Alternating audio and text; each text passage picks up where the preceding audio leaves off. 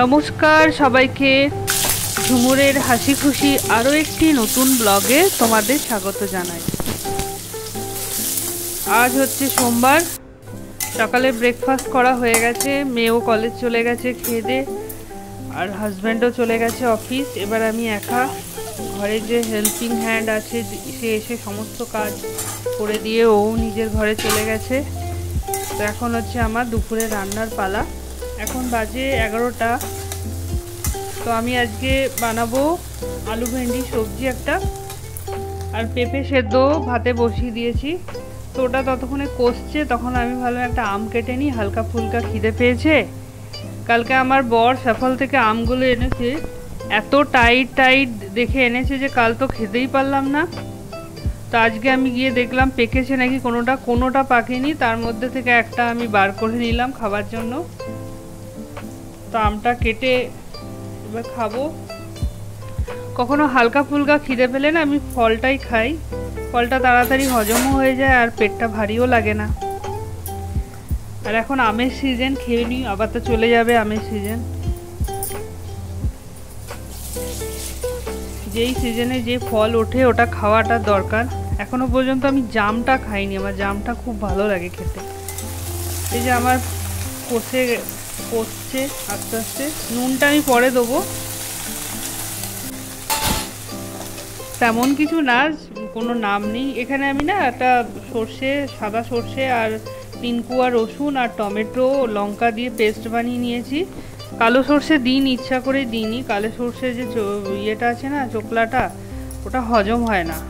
আর এমনিতে আমার মানে গল ব্লাডারে অপারেশন হয়েছে, তো আমার ওই হজম শক্তিটাও একটু কম, বুঝেই খাই। এটা একটু ঝোল বলছি, সরি, ঝোল বানাবো এটা। আমি ওদিকে ভাতটা দেখে নিলাম হয়েছে কিনা। আমি কুকারে করি, মানে ভেবো না সিটি দিই। এটা আমি মার গালবো, আমি ওটা সিটিটা তুলে দেখলাম, আমি আওয়াজে বুঝতে পারি যে কখন নামাবো। এটা আমার অভ্যাস হয়ে গেছে অনেক দিন ধরে করে করে।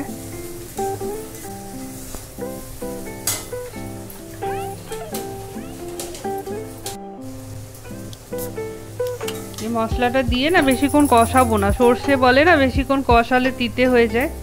তা হালকাভাবে নাড়িয়ে যাতে রসুনের গন্ধটা চলে যায়, তারপর জল ঢেলে দেবো।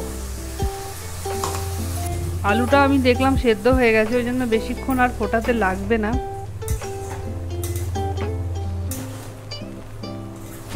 আমি ভেন্ডি সচরাচর ভাজা খাই, কিন্তু যেহেতু সবজির অভাব, ডালও করিনি, তাই জন্য এটাকে একটু ঝোল করছি। আশা করি ভালোই লাগবে খেতে, দেখে তো ভালোই লাগছে।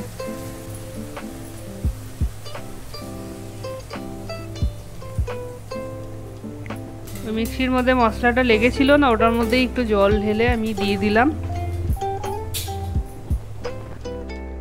আমার ফুটে গেছে ঝোল। এবার আমার 5 মিনিট রেখে এটা আমি নামিয়ে দেবো। তো স্নান করে চলে এলাম তুলসী গাছে জল দিতে। আর ওখানে ওই যে ছোট ছোট তুলসী গাছগুলো আমাকে শেফালি লাগিয়ে দিয়েছে, তো ওটার উপর হালকাভাবে জল দেবো, যাতে নরম তো এখনো গাছগুলো বেরিয়ে না যায় মাটি থেকে। আর এমনিতেই ভেজা আছে মাটি, অল্প একটুই দেব।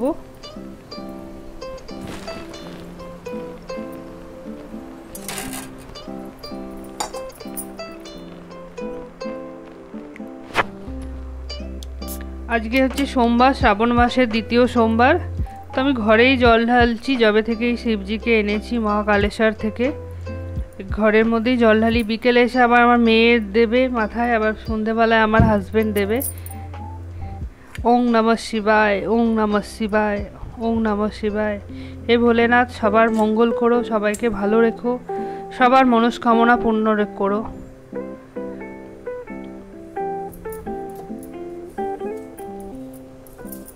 আর পেছনে যে ভোলেনাথের সাথে যে ত্রিশূল আছে না, ওটা হচ্ছে কেদারনাথের।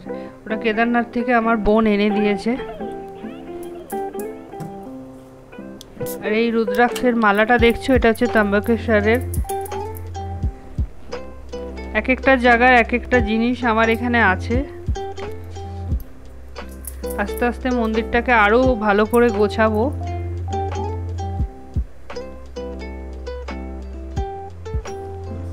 আর এটা হচ্ছে উজ্জয়ন থেকে এনেছিলাম, কাল ভৈরব মন্দিরে গেছিলাম না, এখনও এতদিন ধরে লাগানোই হচ্ছিল না, আজ ভাবলাম লাগাবোই, ফাইনালি আজ লাগাবো, সোমবারও আছে। তো এটার একটা গল্প আছে, মানে হাসবে শুনে সবাই। এখানে মানে নন বেঙ্গলিরা না এগুলো খুব লাগায় ঘরে। তা আমি ভাবতাম এই রাক্ষসের মতন কি লাগিয়েছে। যখন আমি উজ্জয়নের কালভৈরব মন্দিরে গেলাম তখন আমি বুঝতে পারলাম আচ্ছা ইনি কালভৈরব মতলব মহাদেব আর একটা রূপ। তখন আমি কি ভাবতাম।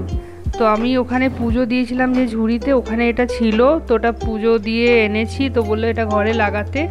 আরও আমি এক্সট্রা কিনেছি দুটো, একটা শেফালিকে দিয়েছি আর একটা আমার নিউ টাউনের বাড়ির জন্য রাখা আছে। এখন চলে এলাম মুড়ি চা নিয়ে, সন্ধে 7টা বাজে, একটু খিদে পেয়েছে তাই বললাম বিস্কুটে আমার হবে না, একটু মুড়ি নিয়ে নিই, হালকা শুকনো মুড়ি, ভালোই লাগে শুকনো মুড়ি দিয়ে চা খেতে।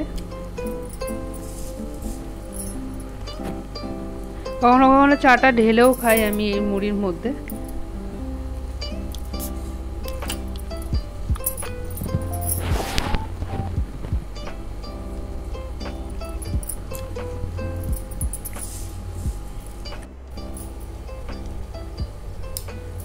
নয়ডার জল না খুব বাজে, নয়ডা কেন বাইরে বেঙ্গলের বাইরে অনেক জায়গার জল খুব বাজে। আমার জলের জন্য না আমার চুলটা, অনেক চুল উঠে গেছে, এইটুকুই বেঁচে আছে চুল।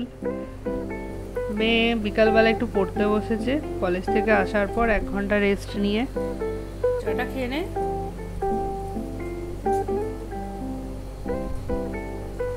ও এসে ভাত খেয়েছে 5টার সময়, এসে ভাত খেয়ে এখনো একটু পড়তে বসেছে।